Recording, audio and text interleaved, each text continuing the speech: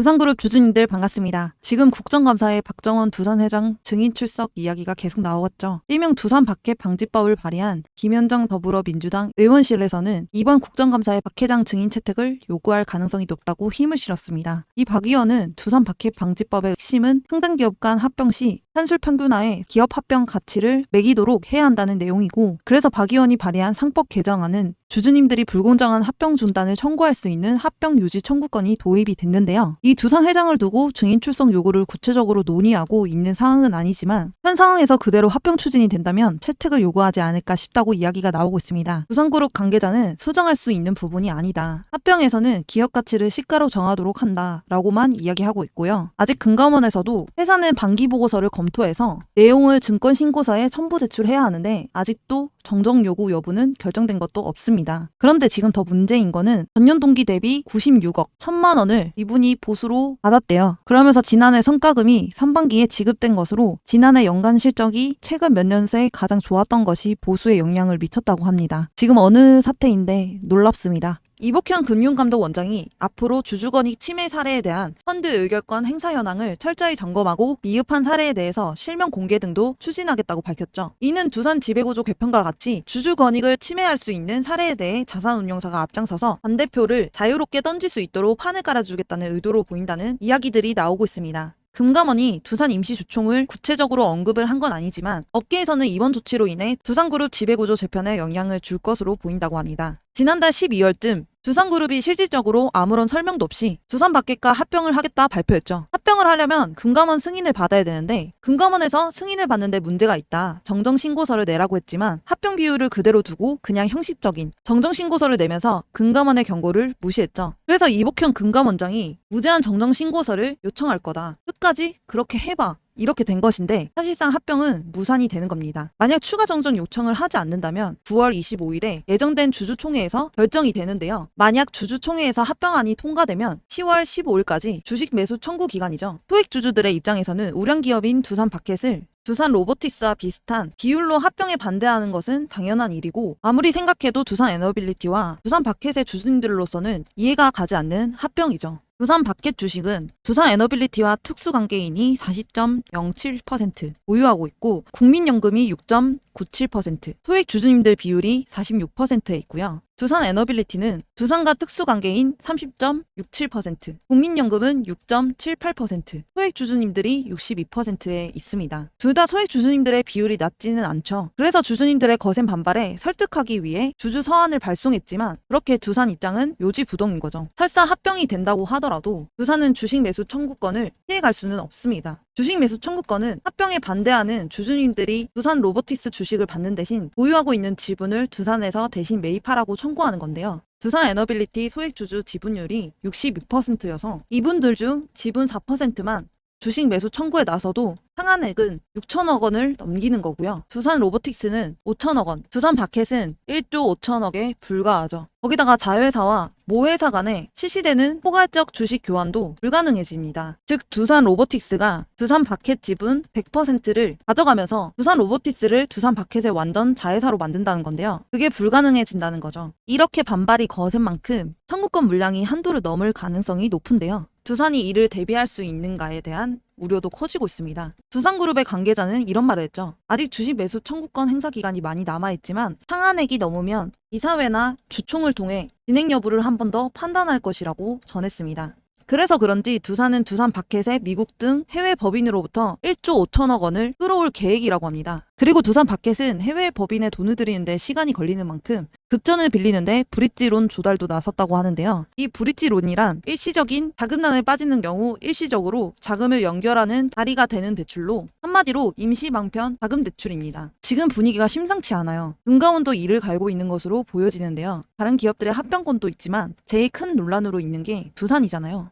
여기서 잠깐 구독자 이벤트를 진행하려고 하는데요. 우리가 이렇게 중장기적인 종목들을 보면 가치 있는 기업 중에서 주주님들이 많이 몰리는 기업이잖아요. 그런데 인기 없는 기업, 잘 모르시는 기업들도 수익을 낼 수 있는 방법이 있습니다. 그게 뭐냐면 여기 보이는 조건 검색기입니다. 지금부터 이 검색기로 얼마만큼 수익이 안정적으로 나는지, 장점과 단점이 무엇인지 설명드릴게요. 왼쪽 상단을 보시면 제가 실제로 쓰고 있는 검색기인데 보이시나요? 이 검색기가 오늘 여러분들에게 알려드릴 검색기입니다. 시가베팅 검색기라고 하는데 오늘 잡아준 종목이 10개 이상 정도 보여지고 있고요. 우린 오늘 이 검색기가 잡아준 종목들로 매매를 진행을 할 건데, 자, 일단 등락률을 가장 많이 오른 순으로 해놨어요. 이 신풍 제약을 보면 주주님들의 차트와는 좀 다른 점이 보이실 거예요. 그게 뭐냐면 이 화살표, 주주님들 차트에는 없을 겁니다. 이 화살표가 의미하는 게 뭐냐면 바로 강력 매수 신호예요. 그래서 저는 신호수식이랑 검색기랑 같이 병행해서 쓰고 있는데, 두 개를 같이 썼을 때 얼마만큼 안정적으로 수익이 나오는지 지금부터 보여드리도록 할게요. 자, 일단 차트를 봤을 때 당일 일본 캔들의 화살표, 즉 매수 신호가 나와줬는지부터 확인을 해야 합니다. 자, 이 종목 화살표 나와줬죠? 그럼 우린 이 종목을 가지고 매매를 진행해야 합니다. 매수 신호 확인이 됐으면 분봉으로 넘어가면 1분봉, 3분봉, 5분봉, 10분봉 등 여러 가지가 있는데, 이 강력 매수 신호 신호수식은 3분봉에 가장 최적화가 되어 있기 때문에 3분봉으로 놓고 보시는 걸 가장 추천을 드립니다. 자, 다시 차트로 넘어와서 몇 시 몇 분에 나와줬는지 한번 볼까요? 9시에 나온 거 확인이 되실 텐데, 우린 이때 진입을 할 겁니다. 이때 진입을 하면 몇 프로 수익 먹고 나올 수 있냐? 무려 18.24% 수익 먹고 나올 수 있었습니다. 그런데 여기서 중요한 건 익절 구간입니다. 제가 말씀드리는 구간에서 익절을 하셔야 리스크 없이 안전하게 수익 내고 나오실 수 있습니다. 제가 항상 말씀드리지만 10%에서 20% 구간에서 익절하셔야 된다. 괜히 욕심 부리시다가 손실 보시지 마시고 이 익절 구간만 잘 지켜주시면 됩니다. 우리가 이 한 종목만 가지고 매매를 진행하는 게 아니고 검색기가 잡아준 10개 종목 이상을 가지고 매매를 진행할 거기 때문에 괜히 이 한 종목 때문에 손실 내지 마시고 욕심 버리시고 제가 말씀드린 10%에서 20% 구간에서 안전하게 익절하시기 바랍니다. 그래서 이 검색기를 드리려고 하는데요. 검색기를 받아보고 싶으신 분들은 구독과 좋아요 한 번씩 눌러주시고 010-4189-8678 번호로 구독이라고 두 글자 문자 보내주시면 됩니다. 무료로 드리는 거고요. 돈 들까봐 걱정 마시고 편하게 받아서 쓰시면 됩니다. 실제로 저한테 받아서 사용하시던 분들은 지금도 충분히 만족할 만한 수익 벌어가신다고 막 고맙다고 그러세요. 주린이 분들, 손실이 많으신 분들한테 정말 추천드리고 있으니 써보기도 전에 의심하지 마시고 써보고 아니다 싶으시면 삭제하셔도 됩니다. 검색기 같은 경우에는 설명서랑 같이 해서 알려드리고 있고요. 주린이 분들도 5분이면 적용하기 때문에 크게 걱정하지 마세요. 다시 한번 010-4189-8678 번호로 구독 두 글자 문자 보내주시면 알려드리도록 하겠습니다. 만약 금감원의 심사를 통과한다면 9월에서 10월 예정된 주주총회와 주식 매수 청구권 행사를 할 수 있는데요. 이 제도는 부당, 불공정한 분할, 합병, 영업 양도에 반대하는 소액 주주님들의 보호장치로 다수의 의사로 회사를 이끌어 나가지만 반대하는 군소주주에 대하여는 금전상의 불이익이 없도록 회사가 공정한 가격으로 이들의 보유 주식을 매수하도록 의무화한 제도인데요. 주식 매수 청구권을 통해 투자금을 돌려받을 수는 있지만 이때 주식 매수 청구 금액은 매수가가 아닌 거래되는 시가를 통해 정해지기 때문에 손실을 확정지어야 할 가능성도 있습니다. 주식 매수 청구권이 얼마나 행사될지도 관전 포인트인데요. 이번 분할 합병에 반대하는 주주님들은 주식 매수 청구권을 쓰면 되는데 분할 합병을 진행하는 3개 회사 두산 에너빌리티, 두산 로보틱스, 두산 바켓을 반대 주식을 사들이고 소각할 예정입니다. 권리 주주 확정은 오늘 29일입니다. 9월 25일부터 10월 15일까지 주식 매수 청구권을 행사할 수 있습니다. 권리 주주님들의 청구권을 행사하지 않고 팔고 나가더라도 그 주식을 산 사람에게는 청구권이 없으니 주의하셔야 됩니다. 그리고 여기 보시면 원전, SMR, 가스터빈 30% 더 성장, 바켓 때는 두산 에너빌 분할을 기회로 봐야 된다. 이와 같은 긍정적인 기사는 나왔지만 당연히 시간이 지나면 올라갈 수는 있겠죠. 그런데 당장 주가는 좋지가 않습니다. 이런 뉴스가 나와도 우리 주주님들은 중요한 게 아니란 말이에요. 지금 마음이 좋지가 않은데 두산 에너빌리티가 앞으로 좋아지는 것에 대해서는 좋은데요. 그렇지만 저도 그렇고 우리 주주님들도 바켓이 에너빌리티의 자회사로 있으면 훨씬 더 좋단 말이에요.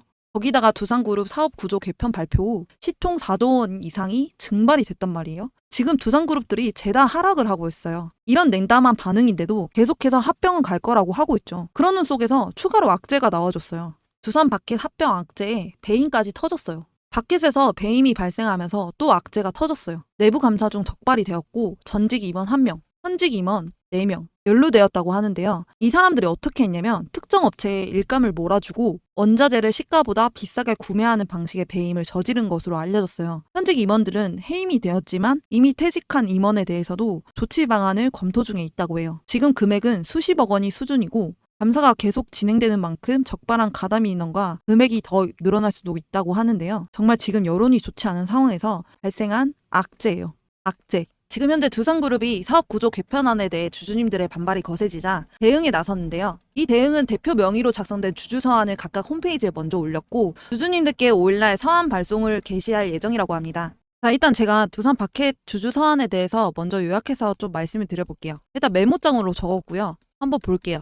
일단 합병 인수한 이유는 그 전에 로보틱스 소프트웨어 스타트업들과의 기술적 협력을 추진해오던 중 로보틱스와의 통합이 효과적 방안이라고 판단했대요. 그래서 선도 업체들도 미래 기술 개발에 많은 노력을 기울이고 있어서 협력 또는 인수 합병을 적극 추진했대요. 일각에서는 두산 로보틱스의 이름에 주식으로 교환된다는 점에만 초점을 맞췄는데, 그러나 이 주식은 주식 교환 이전의 두산 로보틱스가 아니라 두산 바켓과 두산 로보틱스가 실질 경제적으로 결합된 통합 법인의 주식이라는 점을 강조했어요. 그리고 이제 합병이 된다고 하면 두산 바켓은 기존에 보유하던 자사주 이외의 주식 교환 과정에서 주주님들의 주식 매수 청구권 행사로 인해 취득하는 자사주를 전부 소각하고 두 회사의 주식 교환이 완료되면 합병해서 하나의 회사로 운영될 예정이라고 해요. 일단 두산 바켓의 주주 서한은 이렇고요. 두산 로보틱스 주주 서한을 한번 볼게요. 두산 로보틱스 주주 서한도 메모장으로 한번 준비해봤어요. 여기 보면 거의 두산 바켓과 비슷해요. 주주 서한이랑. 두산 바켓과의 통합이 되면 시너지를 창출하고 사업 성장 가속화도 할 수 있다. 로봇의 최대 시장인 북미 유럽 시장에서 압도적 네트워크와 비즈니스 인프라를 갖춘 두산 바켓과 통합하면 최대 시장에서 고객에 대한 접점이 현재 대비 약 30배 이상 늘어날 거다. 그리고 두 회사 간의 시너지 창출을 통해서 두산 로보틱스 상장 시점에 제시한 3년 뒤 매출 목표 대비 50% 주가 성장이 가능해지면 5년 내 매출 1조 원 이상 회사로 성장할 수 있는 기대가 있다. 이렇게 나와 있고요.